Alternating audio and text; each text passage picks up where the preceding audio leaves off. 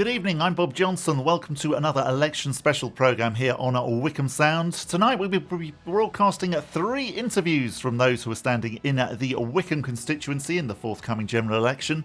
In a moment we will be hearing from the Liberal Democrat candidate Toni Brodelle. At 6:30pm it will be the turn of the Conservative candidate Steve Baker, and after 7pm I'll be speaking to Peter Simms from the Green Party. One candidate, Vijay Suro, who is standing for the UK Independence Party, also known as UKIP, was unfortunately unable to find time to give Wycombe Sound an interview. Yesterday we broadcast the interviews with the independent candidate Ed Gemmell, Labour's Khalil Ahmed and Julia Russell from the Wycombe Independents. And you can hear all of the interviews that have been conducted with the candidates standing in both Wycombe and also Beaconsfield, as well as 2 roundtable discussions again on our website, which is wycombesound.org.uk. Today's first interview is with the Liberal Democrat candidate who is standing in Wycombe, Toni Brodelle, and I started by asking her to tell us a little bit more about I've lived in Wycombe off and on since I was about 3 or 4 years old. I grew up in Downley, went to Tinkerswood School, what is now the Disraeli School, moved on from there to Wycombe High School, and then my family still live here, moved away, went to uni, came back, and my family, as I said, is still here, living here now, raising my children here. My first job was here, my friends are here, so... Well, what was your first job? What did you do in Wycombe? So I actually worked at a newsagent in what is now the Eden Centre, and then worked in Dixon's, as it was on the High Street. Worked in Mother Care, which was also about where TK Maxx is now. Went to Granada TV Rentals, which was on the edge of the Chiltern Centre. This is going back. I love the fact that you can picture each of them as well as you're saying it and saying what's there now, and I'm sort of in my head I'm thinking, oh yes, I remember. So some that was my kind of Saturday jobs and holiday jobs. Then when I was at uni, I had a holiday job working at the Royal Standard at Widmer End. Oh wow, yeah. So it's closed now. It's been developed into housing. So yeah. And then what about as a career? What did you do for work? So finished at uni and went on to do teacher training. At the time, kind of, I'd studied languages and had always had an interest in travelling and learning about other people. It's always fascinated me to learn about people that are similar and different to me. And I think the key thing for me was my fascination with people, wanting to learn about people. A friend of mine said, you'd make a great teacher, come in and spend a day in the classroom. She was kind of doing her training at the time, said come in and see what you think. So I went in to a school, loved it. I just loved the sort of being able to be involved at very grassroots level with the children, to see them growing and changing in front of you, to see a real impact that you can make. And it being a very tangible impact, being able to kind of work with a child and see them learning something in front of you and seeing how it changes them and boosts their confidence. That's something really that's always motivated me. So I went on to train to be a teacher. Always worked in quite challenging environments. I've always been really motivated on helping young people to value themselves and to learn to be strong and engaged young people so that they can have strong voices and help to shape the future of our country.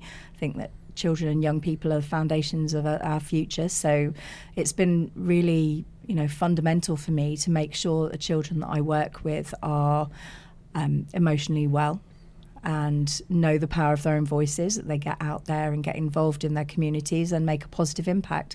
I think if we don't get involved in kind of shaping their, or helping them to kind of, not so much shaping, but helping them to develop their own understanding of the world around them, then I think we leave them very vulnerable to other influences, perhaps. So when did you first get involved in politics? Was it an interest that had always been there, or was there a particular moment? Well, I'm going to do a bit of a tribute here, actually. So I studied A-levels at Wycombe High School, and my politics teacher was Miss Pears, Elizabeth Pears, who was an absolute legend. She was the kind of teacher I think I've always aspired to be. She didn't tell you what to think, but she showed you how to think and how to kind of analyse things and turn things on their heads and look at things in a different way. So she kind of started the process for me of me being engaged in politics and understanding that it was something that really affected me. I think, like many people, particularly with the situation it is now, many people feel disengaged and feel that politics doesn't affect them, feel like it's kind of something outside of them. And I think she was the person who started that process of me really understanding that politics is life. Whether you like that or not, politics and political decisions affect us on a very, very fundamental level. And if we don't engage with the process, it's happening to us, not for us. So that was the beginning. But then I went off to uni, and I'd always been involved in kind of activism of kinds, being involved in community activism. Wherever I was, I've always been passionate about community. And I guess, as I've said, politics is a part of that. You can't be involved in community and involved in justice and trying to improve the lot of other people if you're not involved in politics, if you're not thinking politically. But I guess, again, like many people, I'd looked at the way politics was and kind of had stayed back from getting involved with politics on a party level for quite some time. I didn't see that it was something that that was really relevant to me, to be completely honest, at that time. And then as time went on, I just kind of realised, and I think it's much more recently that I had a huge epiphany where I saw that things were happening as they were. I didn't like the way that things were going, and I saw that lots of people were getting very angry about it in the same way I was. And I really felt that if I didn't do something about it, then I had no right to criticise it. And it was actually my eldest daughter. We were in the car. She was sitting in the car behind me, and she was talking about the way that some politicians speak to and about other politicians, and the kind of behaviour that she was seeing on Parliament TV and things like that. And she said, I don't understand why people are not, up in uproar about these kind of things, why nobody's doing anything about this. And it was one of those moments for me. I kind of felt the silent finger pointing at me. Why is nobody doing anything? And I thought, actually, I have no right to answer that question unless I'm prepared to roll up my sleeves and be the person who does something. I've never been the kind of person that could see something that needed doing and could just walk past. So for me, it was a case of, well, if I see that something needs changing, if I see that politics isn't good the way it is right now, if I see that the political discourse needs to change, if I see that this divisive rhetoric needs to stop, then I've got to be a part of the solution. And so that was my reason for standing. Aside from that, I've been part of a House of Lords task group for about 5 years, again, revolving around kind of human rights, and particularly in relation to Syria. So I guess, that was a cross-party thing led by a Lib Dem peer. Who's just inspired me, whichever party he would have been a part of, he would have inspired me. He's just a genuinely very good person, Lord Roberts. And I think it really made me think a lot about the kind of politician I would want to be, and the kind of integrity and the honesty and all of those things that we need to bring back into politics, which you do see. There are lots of great politicians out there across the spectrum, but I think we need to bring that back into the mainstream. We need to stop making excuses for the divisive rhetoric. We need to stop making excuses for the hateful acts and the hateful speech which is coming, and in some cases being advocated by key political figures. What do you think are the important issues in Wycombe right now? Oh, well, I think if you ask everybody in Wycombe, you'll get a whole load of different answers, but I think certain things we'd all agree on. I think Wycombe for quite a long time has been neglected in some ways. I think that we need, as a community, to regenerate. We need to come together. We need to foster a sense of pride in who we are as a community and in our community environment. Part of that is in addressing significant issues. So looking at the housing issue is a massive one. Addressing the climate emergency is obviously a key issue wherever you are. Unless we address that, we're kind of fighting against nothing. Looking at the violence on our streets, particularly relating to young people, is something that's really, really key. I have 2 children. I want for my children, other people's children, or elderly people, anybody in our community, to feel safe walking through our streets. But it's adopting a real solutions-focused approach to that, not just saying we're going to put more police on the streets. Okay, but that's a one-legged stool. We need to really be looking at addressing the underlying causes. So a lot of what I believe we need to do in terms of Wycombe is really addressing, not just looking at things in terms of the next 5 years or until the next election. We need to be looking at a long-term view of what our community needs. We really need to be addressing the long-term vision for Wycombe. So the cost of living is another one, regenerating our high street. You know, these are all massive kind of issues. When I talk about the climate emergency, bringing it down to a local level, you know, making sure that we're engendering a kind of sense of people understanding that personal freedom has to be coupled with a sense of collective responsibility. You know, I'm an individual within the community, but actually I'm a part of that community, and we all need to be taking responsibility for ourselves and for one another. What did you think of the recent Extinction Rebellion protests? Well, I think there are some really important messages, and I think it is vital that those messages are heard. I think it would be wrong to buy into the kind of propaganda that came afterwards. I do think that there have been some less successful, shall we say, publicity stunts, or some less successful things that have happened afterwards, which have perhaps not been so good at kind of bringing the public on board. But I do think what it has done is highlight on a very, very powerful and national, international level the importance of the climate emergency that perhaps was being swept aside and not being listened to and not being addressed in quite the same way. And obviously, you know, as a part of that, there was the climate emergency was declared, but now we need to take that further and to actually take action. What do you think of the proposed expansion of Heathrow? I realise that doesn't directly affect us as a constituency, but clearly it does from an in-the-air point of view. Yeah, and I think, you know, again, this is one of those complex issues because you're talking about something that has positives and negatives. Obviously, environmentally is my main concern. We're talking about something that has significant environmental detrimental effects. So for me, that's the main concern with it. You know, you could talk to other people who would talk about the economic impacts and all of that, but the significant impact for me is the environmental one, and that's one that we have to put at the first, you know, in the first position.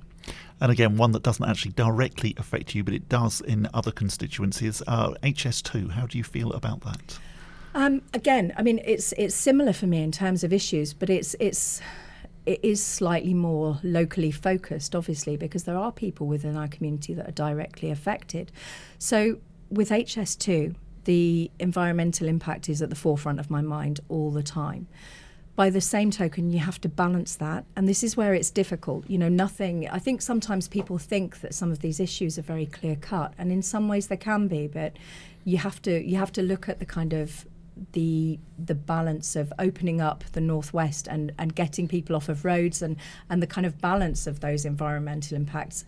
I think one of the key issues, something that's been really, really fundamentally difficult with HS2, is the lack of accountability, the lack of transparency, and the kind of the lack of holding people to account. That's really, really important, and I do believe that comes down to when we look at things from an environmental perspective, I think that has to be much more at the forefront of that. As a teacher, how do you feel about the grammar school selection process that we have in Buckinghamshire? Well, my aim, I mean, I've been teaching for 20 years, and I fundamentally believe in the right of every parent like me to choose for their children. My children both sat the 11 plus exam, and I felt, I mean, you know, I went through the process with them, discussed it with them, and neither of them wanted to go to grammar school. I went to Wycombe High School myself, but I believe that you have to leave that choice there. I personally am not the hugest fan of the 11 plus exam because I've seen the impacts on children in terms of emotional well-being, both in the preparation time for the exam, and in the kind of aftermath and how children can define themselves, even, you know, going on kind of years into the future. So I think that's something that's always, again, at the forefront of my mind. But I think the main goal is to make sure that we're building an education system, and we've had years and years of cuts which have really cut our schools to the bone, and I see it every day. You know, I'm sitting there now, we're in November, and I'm thinking, do we have enough glue sticks to get through to the end of the year? This is the reality of working in a classroom, and, you know, seeing children who desperately need interventions for or kind of assessment for additional needs, who are going without those assessments because schools don't have the capacity to be able to provide those assessments, and, you know, the waiting lists for them to kind of, and the thresholds are extremely high. It's and if they're referred, so for example, children who are that I've worked with who are desperately in need of assessments for dyslexia or for autism, you know, they're looking at thousands of pounds in terms of costs for a private assessment. That makes an assessment an elitist thing. So it means essentially that those children are going without the provision, you know, unless the class teachers are able to do what they can with what they've got, which is what I'm doing every day. So I think the main goal for me is to make sure that we have our education system not just really well funded, and to be undoing all of the cuts. And I'm part of the Bucks Together for Education push to kind of reverse funding cuts. Obviously, it's something I'm passionate about, but I think we need to be really addressing our education system, reforming things to the point where we have all schools which are world class, you know, and it's then down to parents to choose between those schools. And effectively what that would do is make grammar schools almost kind of, you know, just another option, but it's not something that would, you know, I don't believe personally, because I believe in choice, I don't believe in outlawing them. I don't think that that's right, but I do believe that we need to address the system that means that they are where they are. What are your views on the NHS as an organisation? My sister's a nurse at Wycombe Hospital, so it's something I'm incredibly passionate about. It's absolutely criminal that our national health system and all of those people that are working within it day by day are suffering the cuts. You know, it's so incredibly difficult. You know, when you're a teacher, when you're working in the NHS, when you're working in the fire service, the police, you know, you're working with, as a public sector employee, you're doing it not generally for the great conditions, the great pay. You're doing it for the love of the job. And, you know, I've had many conversations with my sister where she's due to finish at a certain time, and I'm waiting for her to come and have a cup of tea, and she, you know, she'll finish 2.5 hours later because she won't leave something undone. The same as a teacher, you don't. If you see that, you know, there aren't enough glue sticks, you go out and buy glue sticks because you won't see the children go without. And the difficulty with that is you're kind of papering over the cracks.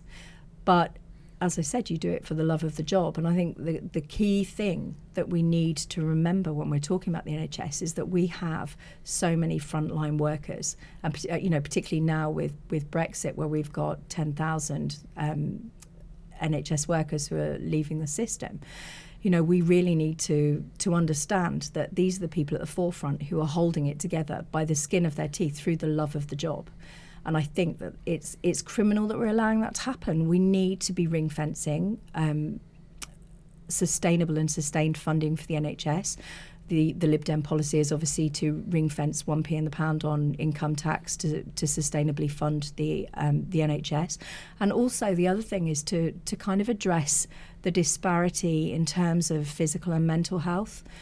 As I said, I mean, for years, my focus has been on emotional well-being, and the impacts of mental health issues are just huge and wide-reaching and can be lifelong. And I think it is so vital that we're addressing that.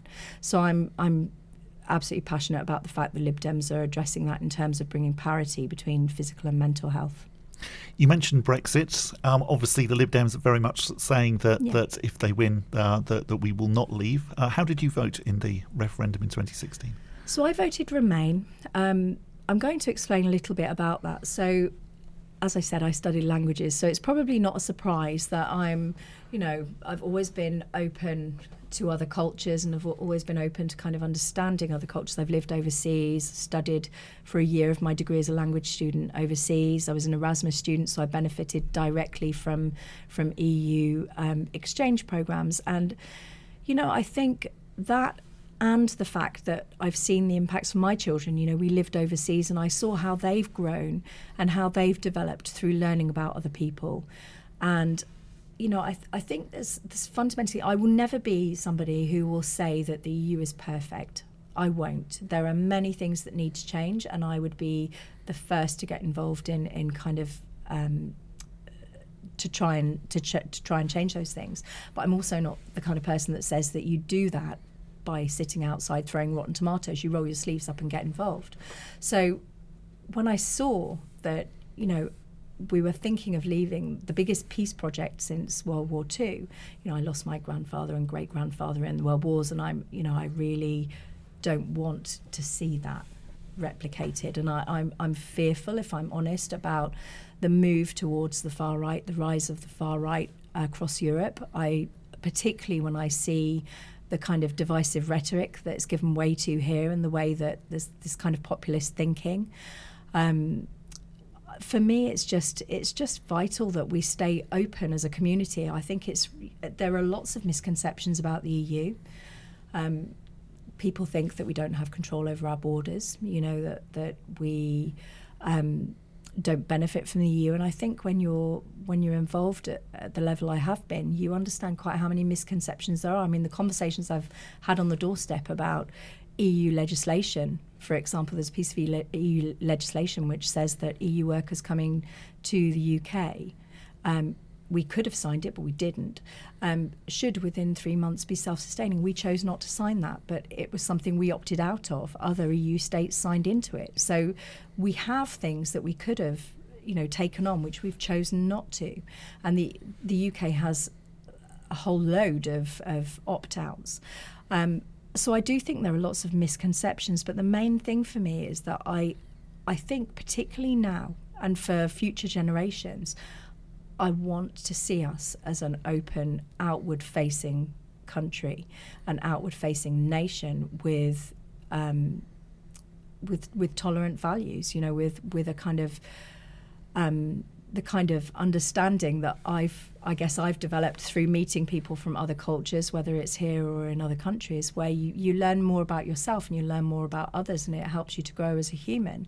And I think the more we do that as a community, the more, whether it's a national or local community, the more it helps us to resolve the issues you have. Racism, all of those the kind of issues that come through that, they're much less prevalent when you're involved with people who are different to you, and you realise that maybe people are labelled differently to you, but actually you've so much in common with them. I've got friends who've moved to Wycombe who fled the war in Syria, and one of the key things for me and for my family, I mean particularly watching my children, is for them to understand that what Syrian refugee actually looks like. It's people just like them who've had to leave everything behind, who didn't want to, who are desperately sad and miss their families and miss their lifestyles. But they're just like them. They play games, the children play games just like them. They sit and eat just like them. They have the same arguments over tidying bedrooms, the same kind of conversations that really fundamentally, of course there are differences, but we're all different and similar as humans. But the fact is that the more that you're around people who are who perhaps could be labelled as different to you, the more you understand that we're really fundamentally very similar. We're running out of time now, Toni, but one question that I do want to ask you, I've noticed over the last few days on social media that both you and the Labour candidate are saying if you want to beat Steve Baker in Wycombe, then you are the only candidate, or the Labour candidate saying he's the only one. Which one should the people in Wycombe believe who don't want to vote for Steve Baker? Well, clearly, I suppose it depends on whoever you're asking, you're going to get a very biased answer, but I'm going to give you my very honest answer. So I'm the kind of person who likes to think as justly as possible, so I've looked at this from all different angles before coming to the responses I've come to on social media. ultimately, people need to vote as they feel is right. It's not my right to tell people how they should or shouldn't vote. I do believe that this election is going to be quite unique in some ways. We're seeing our Canvas data is very strong, the data that we're getting from being out on the doorsteps, and certainly the feedback that we're getting on the doorsteps is something very interesting for us. We're obviously going to have different dynamics in this election than we've had in 2017, even 2015. We have two different candidates than we've had in 2017. Corbyn is not riding high in the publicity stakes as he was. In fact, particularly now where if we want to unseat Steve Baker, the moderate Conservative vote is going to be really important. Very, very many of those people would never consider voting for Jeremy Corbyn. And they would consider voting Liberal Democrat. You know, if we're looking at a kind of political spectrum, we're a much more natural home for those people. So if you look at the political system right now, we've got the Conservatives as far to the right as they can be, Labour as far to the left, and we're in the middle ground. And we're definitely getting a lot of moderate Labour votes, people that were saying they would never vote for Boris Johnson, and people who are moderate Conservative votes with people that were saying they would never vote for Jeremy Corbyn. So that's aside from our obviously core Liberal Democrat vote and people who are staunch Remainers. I think in terms of the Leave Remain argument, it's important to remember that although Jeremy Corbyn is kind of sitting on the fence, shall we say, at the moment, he's still very clearly a Brexiteer, and no matter what is said at local level, ultimately, any MP that is elected at a local level on the EU issue could be whipped by their party leader to vote in a certain way. So for me, it was absolutely vital to be standing for a party that represent my values on that national level. That was Toni Brodelle, who is standing for the Liberal Democrats in the Wycombe constituency at the general election, and you can hear that again along with my other interviews with the candidates standing in both Wycombe and Beaconsfield, as well as the two roundtable discussion programmes that we broadcast with the candidates in Wycombe and Beaconsfield on our website, which is wycombesound.org.uk. Coming up next, we'll hear from Steve Baker, who of course is the Conservative candidate in Wycombe.